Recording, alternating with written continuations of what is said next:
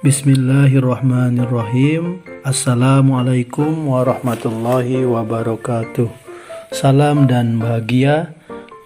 Perkenalkan, nama saya Dede Solehudin. Saya adalah peserta calon guru penggerak Angkatan 7 Kabupaten Bogor. Saya bertugas di SD Negeri Lindung Alam, Kecamatan Luiliang, Kabupaten Bogor. Pada kesempatan yang berbahagia ini, izinkan saya menyampaikan koneksi antar materi mengenai kesimpulan dan refleksi modul 1.1 tentang filosofi pendidikan Ki Hajar Dewantara. Kesimpulan filosofi pendidikan Ki Hajar Dewantara. Beliau pernah berkata, setiap orang menjadi guru, setiap rumah menjadi sekolah. Kesimpulan yang pertama berkaitan dengan trilogi atau semboyan pendidikan yang sudah familiar di telinga kita. Yang pertama, Ingarso Sung Tulodo. Setiap orang harus menjadi guru. Memang sepatutnya kita sebagai orang dewasa atau orang tua harus menjadi panutan dan contoh bagi anak-anak kita semua, baik dari segi ucapan ataupun tingkah laku. Karena mendidik bukan hanya kita menasihati atau mentransfer ilmu pengetahuan saja, akan tetapi yang lebih utama adalah kita memberi teladan. Kita sering mendengar bahwa anak adalah bukan pendengar yang setia, tetapi peniru yang ulung. Rumah adalah sekolah pertama bagi anak. Lingkungan keluarga adalah fondasi utama dalam pendidikan budi pekerti. Yang kedua adalah Ing Madia Mangun Karso. Di tengah, kita harus memberikan bimbingan atau semangat. Guru diharapkan mampu memberikan bimbingan, membangun dan meningkatkan semangat dalam belajar. Yang ketiga adalah Tuturi Handayani. Di belakang, kita sebaiknya memberikan dorongan agar siswa lebih aktif dan mampu mengembangkan potensi yang dimilikinya.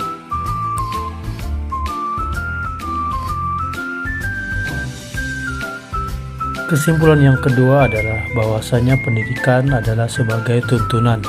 Seperti yang disampaikan oleh Bapak Ki Hajar Dewantara, pendidik itu seperti petani atau tukang kebun, sedangkan siswa adalah biji tumbuhan yang disemai atau ditanam. Peran kita sebagai pendidik adalah menuntun atau menanam, menumbuh kembangkan segala potensi yang unik dan berbeda-beda yang dimiliki setiap anak, merawatnya dan menjaganya dari segala sesuatu yang membahayakan akan tumbuh kembang anak itu. Tujuan dari pendidikan menurut Ki Hajar Dewantara adalah menuntun segala kodrat yang ada pada anak-anak agar mereka dapat mencapai keselamatan dan kebahagiaan yang setinggi-tingginya, baik sebagai manusia maupun sebagai anggota masyarakat. Yang ketiga adalah pendidikan sesuai kodrat alam dan zaman. Kodrat alam berkaitan dengan sifat dan bentuk lingkungan di mana anak berada. Sedangkan kodrat zaman berkaitan dengan isi dan irama, menyesuaikan dengan perubahan zaman. Kita sebagai pendidik harus memberikan pendidikan yang disesuaikan dengan karakteristik lingkungan siswa kita berada, pembelajaran yang kontekstual dan bermakna sehingga siswa memiliki keterampilan yang diperlukan sebagai individu dan anggota masyarakat. Selain itu, pendidikan harus mengikuti dan menyesuaikan perkembangan zaman saat ini karena kodrat zaman adalah selalu berubah-ubah atau dinamis mengikuti perkembangan ilmu pengetahuan dan teknologi. Yang keempat adalah penumbuhan budi pekerti. Budi pekerti merupakan keselarasan atau keseimbangan hidup antara cipta, rasa, karsa, dan karya. Keluarga merupakan tempat bersemainya pendidikan yang sempurna bagi anak untuk melatih kecerdasan budi pekerti atau pembentukan watak individual. Oleh sebab itu, peran orang tua sebagai guru, penuntun, dan pemberi teladan menjadi sangat penting dalam penumbuhan budi pekerti anak. Refleksi filosofi pendidikan Ki Hajar Dewantara. Sebelum mempelajari dan memahami filosofi pendidikan KHD, saya adalah guru yang memiliki pandangan. Yang pertama adalah siswa sebagai kertas kosong yang harus diisi. Saya beranggapan siswa seperti kertas kosong yang tidak mengetahui apa-apa, yang harus kita isi dan penuhi apa yang kita inginkan. Maka terjadilah pembelajaran yang berpusat pada guru, karena menganggap guru merupakan sumber pengetahuan bagi siswa. Yang kedua adalah semua siswa harus menguasai materi dan tuntas dalam kriteria ketuntasan minimal. Seringkali kita sebagai guru memaksa semua murid untuk memahami dan menguasai konten materi dan tuntas dalam KKM tanpa memperhatikan karakteristik, kebutuhan, dan tahapan perkembangan anak. Yang ketiga adalah keberhasilan siswa hanya diukur dari nilai atau ranah kognitif. Ada anggapan juga siswa yang berhasil adalah siswa yang memiliki nilai yang besar tanpa mengakomodir nilai proses dan aspek yang lainnya seperti sikap dan keterampilan.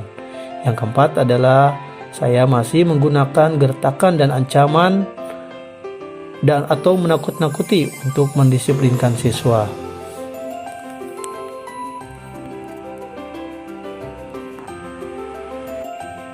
Perubahan persepsi setelah saya mempelajari dan memahami filosofi pendidikan Ki Hajar Dewantara.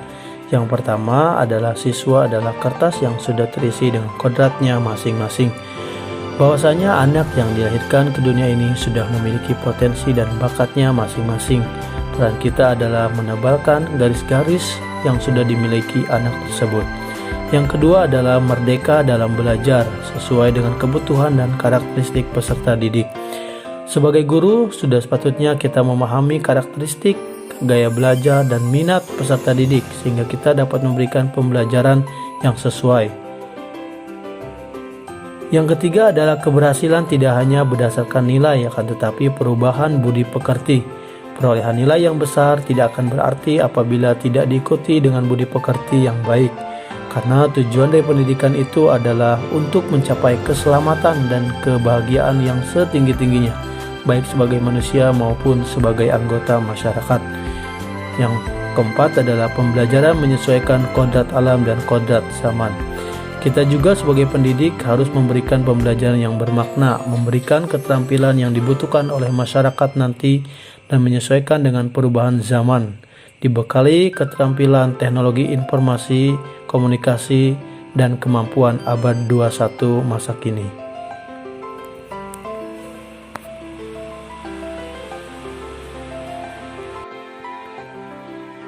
Adapun strategi atau langkah-langkah yang akan diterapkan di kelas atau di sekolah yang sesuai dengan filosofi pendidikan KHD adalah: pertama, mendesain pembelajaran yang berpusat pada siswa, yaitu dengan membuat perencanaan pembelajaran yang inovatif berdasarkan keterampilan abad 21, menyajikan pembelajaran yang aktif, kreatif, dan menyenangkan.